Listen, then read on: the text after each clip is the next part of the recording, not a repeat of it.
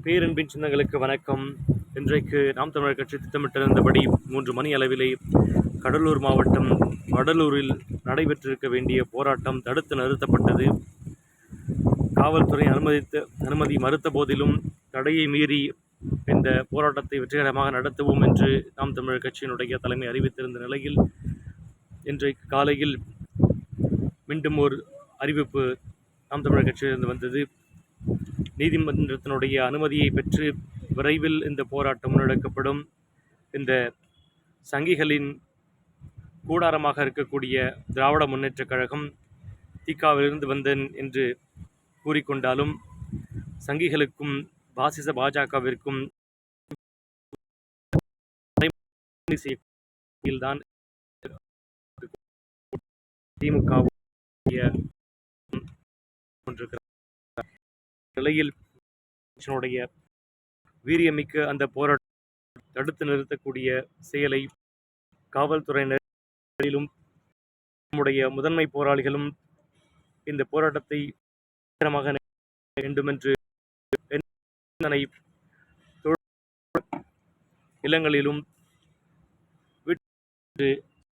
போல நாம் தமிழர் கட்சியினுடைய செயல்பாட்டாளர்களை ஆங்காங்கே சிறைப்பிடித்ததன் காலமாகவும் அண்ணன் நீதிமன்றத்தினுடைய அனுமதியை பெற்று இதை சிறப்பான முறையில் இன்னும் வலிமையாக இந்த போராட்டத்தை முன்னெடுக்கலாம் ரீதியில் ஒரு பெரிய பின்னடைவாக இது கருதப்பட்ட மிக இந்த அதனுடைய முகத்திரை கிழித்தெறியப்படும்.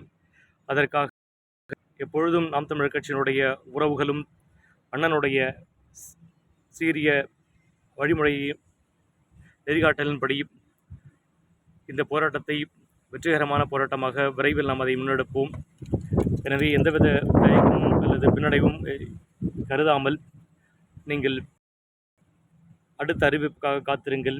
மிக விரைவில் நீதிமன்றத்தினுடைய ஒப்புதலை பெற்று இந்த காவல்துறையினுடைய அடக்குமுறைகளையும் ஒடுக்குமுறைகளையும் கழித்தறிந்து மக்களுக்கான அரசியலையும் இந்த மண்ணிற்கான அரசியலையும் செய்யக்கூடிய அந்த இடத்தில் நாம் இருக்கின்றோம்.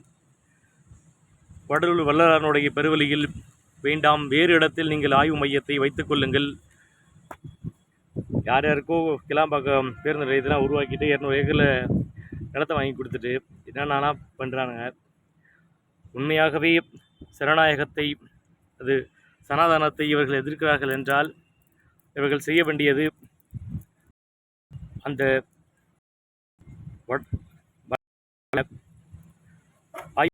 நிறுவங்கள் எங்களுக்கு எந்த மாற்று கருத்தும் இல்லை. வேறு இடத்தில் அந்த செயலை செய்தால் அது வரவேற்கத்தக்கதாக இருக்கும். பல்வேறு அமைப்புகளினுடைய எதிர்ப்புகளையும் மீறி லாபம் சம்பாதிப்பதற்காக மட்டுமே இது போன்ற செயல்களில் ஈடுபடக்கூடிய திராவிட முன்னேற்றக் கழகம் இத்துடன் இந்த செயல்பாடுகளை நிறுத்திக் கொள்ள வேண்டும். மக்களுடைய கருத்தை கேட்டு அதற்கேற்றாற்போல் செயல்பட வேண்டும் என்ற கோரிக்கையும் இதன் வாயிலாக விடுக்கின்றேன். நன்றி, வணக்கம்.